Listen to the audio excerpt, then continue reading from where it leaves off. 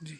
नमस्कार, मेरा नाम सुनील पंडित है और आज हम आए हैं नौवा। यहाँ से करीबन 25 किलोमीटर दूर, उदयपुर से 25 किलोमीटर दूर एक गांव है, खेमली गुडली के रास्ते पे नौवा गांव। ये देखिए आप, ये इस पे लिखा हुआ है। इस मैं पूरी जो जानकारी है वो थोड़ा बाद में बताऊंगा।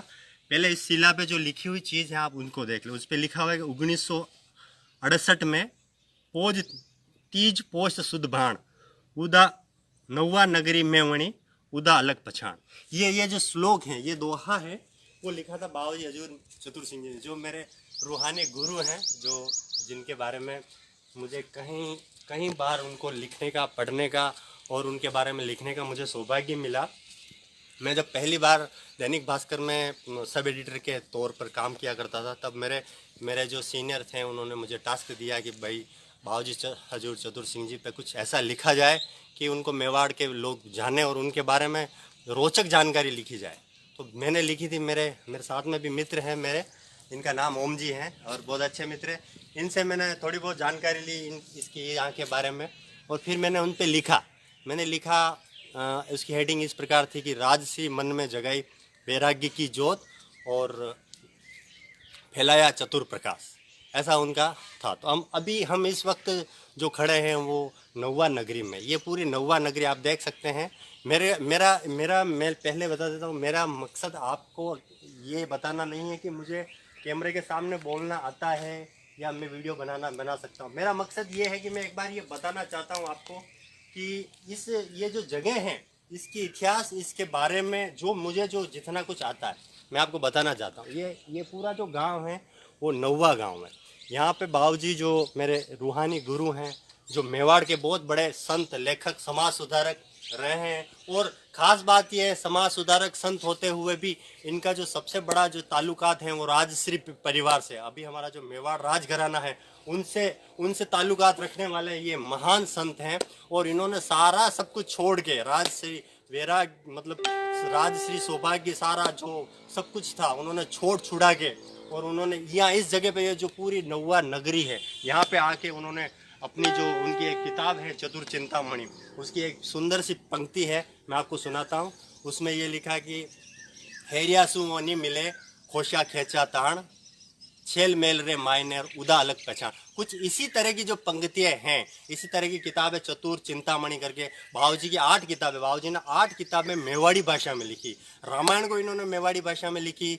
श्री कृष्ण की जो किताब है उनको उन्होंने मेवाड़ी भाषा में लिखी। उसके अलावा बहुत सारी किताबें हैं भगवान श्री रामचंद्र जी की, उनको रामायण को इन्होंने गीता पे गंगाजलि करके एक एक वो है, उन्होंने ये लिखी। तो हम ये अभी आपको एक सुंदर सी पंक्ति इनके चरणों में लिखी हुई इनकी सबसे मुझे अच्छी बात लगती है यहाँ पे आने की, कि ये देखो, मान मान मन चतुर मनावे वण वण ने थोरोई इतर वे तो अठी आवजे नितर रे न्यारोई।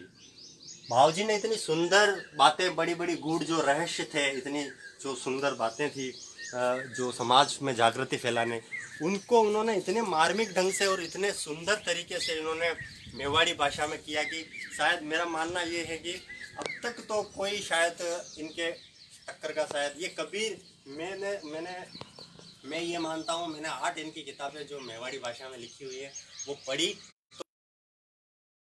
उस वक्त जो कबीर की जो परंपरा रही और कबीर की जो जो वो रही परंपरा, उनके समकक्ष खड़े रहने वाले मेवाड़ में पहले ऐसे संत थे, ऐसे राजा थे, ऐसे ऐसे समाज सुधारक थे, ऐसे लेखक थे। इनके जो गुरु थे, उन गुरु का नाम था गुमान सिंह जी दाता हुकुम। वो यहीं यहीं पे रह के उन्होंने, मेवाड़ के थे बाबूजी, कई बार बाहर भी गए। उन्होंने बहुत सारे संतों के चरणों में ये निवेदन किया कि मैं आपका शिष्य बनना चाहता हूँ। लेकिन वहाँ पे एक संत थे बहुत बड़े, जो वहाँ पे उन्होंने उनको बोला कि अरे आप तो मेवाड़ से आए हो, तो मेवाड़ में गुमान सिंह जी दाता विराजमान है, आपको गुमान सिंह जी दाता से अच्छा कोई गुरु नहीं मिल सकता है। तो उनको गुमान सिंह जी दाता जैसे महान पुरुष मिले और उन्होंने ये सारे यहाँ पे रह के, कुल मेरा बताने का मकसद ये है कि ये जो पूरी जगह हैं, यहाँ पे बाबूजी को आत्मज्ञान हुआ। जो जो ज्ञान वो लेना चाहते थे, जो ज्ञान उनको अर्जित करना था, वो ये जगह पावन स्थली है। मेरा काफ़ी दिनों से, कम मैं 8 साल से उदयपुर में हूँ और मेरा 8 साल से पहली बार ये तमन्ना पूरी हुई कि मैं इस धरा पर आया हूँ, इस जगह पे आया हूँ और इसके जर्रे जर्रे को मैंने महसूस करने का आज सौभाग्य प्राप्त किया है। आप देख सकते हैं। आपको बाबू जी के अलावा आपको एक अच्छी सी चीज़ बताते हैं। अच्छी सी चीज़ तो क्या, एक महान शख्स के बारे में हम बताना चाह रहे हैं कि बाबू जी का ये जो सारा विकास है, ये जो सारी छतरियाँ हैं, ये बनाई थी आचार्य निरंजन नाथ जी ने। ये यहाँ के निर्दलीय विधायक थे माहुली से, और इन्होंने ये बाबू जी के समक्ष ये अर्जी लगाई थी कि बाबू जी अगर विधायक बन गया, मैं इस क्षेत्र का जनप्रतिनिधि बन गया तो मैं इस क्षेत्र का विकास कराऊंगा। इसके अलावा आपकी जो भी आपकी परिपाटी है मैं उसको आगे बढ़ाऊंगा। निरंजन नाथ जी सन तो मुझे याद नहीं है, लेकिन करीबन ओम जी क्या सन होगा? सन तो मुझे भी सन चलो ओम जी को भी सन पता नहीं है, कोई बात नहीं। तो ये मेरे दोस्त हैं। जब मैं दैनिक भास्कर में हुआ करता था, मैंने इनसे जो भी यहाँ की जो चीज़ें थी वो इनसे मैंने पूछा और जाना, और इन्होंने मुझे ये बताया। तो ये बता रहे हैं कि ये आचार्य निरंजन नाथ जी जो हैं वो यहाँ के निर्दलीय विधायक थे और उन्होंने ये सारा करवाया। अब ओम जी आपको ये बताएंगे कि यहाँ की जो विशेषता है, इस गांव की विशेषता है, इस गांव के बारे में इन्होंने मेरे को पहले ही बोला है कि मुझे बोलना नहीं आता। हम बोलने के लिए आपको और हमारा का ज्ञान बांटने के लिए हम आपको ये सारा वीडियो नहीं बना। मेरा वीडियो बनाने का मकसद है मेरे गुरु जी, आप मुझे कमेंट्स करके चाहे कुछ भी कहें, कुछ भी बोलें, कुछ भी करें, मेरा मकसद सिर्फ इतना है कि मेरे जो गुरु है, रूहानी गुरु, मैं उनके चरणों में ये पूरा वीडियो समर्पित करूँ। मैं जीवन में पहली बार वीडियो के सामने, कैमरे के सामने कैमरा फेस कर रहा हूँ। तो ये ओम जी बताएंगे। ओम जी, यहाँ की इस गाँव की क्या विशेषता? ये ग्राम पंचायत है नौवा जी। नौवा जो कहते हैं कि खानोमंगरी नाम से प्रचलित है। इस क्षेत्र का नाम? हाँ, इस क्षेत्र का नाम भी खानोमंगरी है। और यहाँ बाबूजी उदयपुर से यहाँ कर भक्ति आराधना करने के लिए यहाँ लगे हुए थे। फिर उन्होंने कहते हैं कि उन्होंने बुक में भी लिखा है, उनकी पुस्तक है उसमें भी लिखा है कि उनको यहाँ गांव में, नौवा गांव में किक्का जी डांगी करके रहते थे। उनके घर जब वो जाते थे, कभी शाम को वहाँ भजन पार्टियाँ होती थी, उनके घर भजन संध्या करते थे। एक बार वहाँ गए तो उनको भगवान के दर्शन हुए। फिर उन्होंने वो दोहा लिखा था। हाँ, वो दोहा मैं आपको बता देता हूँ, चाहे ओम जी को थोड़ा सा कम, क्योंकि मैं ऐसे नहीं बोल रहा हूँ, इनको बहुत सारा ये बाबू जी का सबसे प्रिय भक्त है, लेकिन वो दोहा मैं इनके मुंह से नहीं सुन के और मैं मेरे मुंह से कहना चाह रहा हूँ, क्योंकि वो दोहा मुझे बड़ा अति प्रिय है। मैं आपको उसका एक प्रसंग सुनाना चाहता हूँ। बाबू जी थे राजसी परिवार के, और जो किकाजी डांगी थे वो यहाँ के एक सामान्य किसान परिवार के जुड़े हुए एक व्यक्ति थे। उनका और बाबूजी का इतना आत्मीय संबंध था, इतना आत्मीय उनका भाव था कि वो रोज बाबूजी राजसी परिवार महलों को छोड़ के यहाँ पे किका डांगी के एक जो सामान्य जो व्यक्ति था, उस किसान, उससे मिलने के लिए आते थे। सही कह रहा हूँ मैं मोम जी? तो वो सामान्य किसान से मिलने के लिए आते थे। एक बार की बात है, बाबूजी वहाँ से चल के उदयपुर आए थे और उन्होंने बाहर से आवाज़ दी कि ए किका। तो वो किका जो डांगी जी जो थे, जो व्यक्ति था जिनसे बाबूजी मिलने के लिए आए, तो वो कहीं करियावर होता है, मृत्यु भोज का कोई प्रोग्राम था उनके परिवार में, तो वो कहीं बाहर चला गया था। तो वहाँ से एक बच्चा था छोटा सा उनके परिवार से, वो निकल के आया कि पापा तो नहीं है या बाबूजी तो नहीं है, ऐसा कुछ वो बोल के वो आया। तो बाबूजी ने उस भाव से और उस भक्ति भाव से और उस प्रेम से उन्होंने देखा, तो बाबूजी ने उस बच्चे में वो देखा कि मोर मुकुट बंसी लगी हुई है और एक बच्चा जो है वो भगवान दौड़ के आ रहे हैं। तो बाबूजी चरणों में खुद लेट गए और उन्होंने देखा कि यार मुझे तो भगवान ने आज आत्म साक्षात्कार करवा दिया है। तो अब वो आत्म साक्षात्कार करवा दिया, क्योंकि बाबूजी राजसी परिवार के थे, तो लोग पहले से ही बोलते थे कि यार आप राजसी परिवार से जुड़े हुए हो, आपको ये नहीं करना चाहिए, ऐसे नहीं रहना चाहिए, वैसे नहीं रहना चाहिए। तो पहले से समाज उनके एक अलग दड़ा जो था, एक अलग ही जो समूह था, वो उनकी विचारधाराओं से हो सकता है उस वक्त सहमत नहीं हो।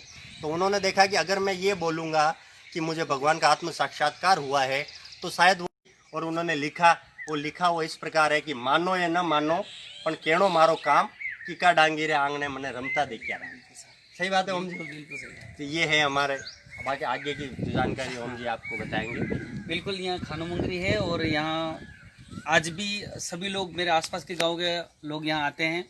हर वर्ष 6 अप्रैल को जो निरंजन नाथ जी जो पूर्व विधायक थे, जो निर्दलीय रह चुके हैं यहाँ से, उन्होंने बाबूजी से अर्जी लगाई थी कि भाई अगर मैं यहाँ विधायक बनाया तो ये जितनी भी ज़मीन है यहाँ बिल्कुल बाउंड्री वॉल का काम करवाऊँगा और यहाँ जितने भी वृक्ष लगाए उनके दरमियान ही हुए काम यहाँ पर। और उनके बाद में आज भी उनकी जो पुण्यतिथि है 6 अप्रैल को हर वर्ष मेला लगता है, 3 दिवसीय मेला लगता है। जितने भी जनप्रतिनिधि है आते हैं, बाबूजी के यहाँ पुष्पांजलि अर्पित करते हैं, फिर वो मेला शुरू होता है।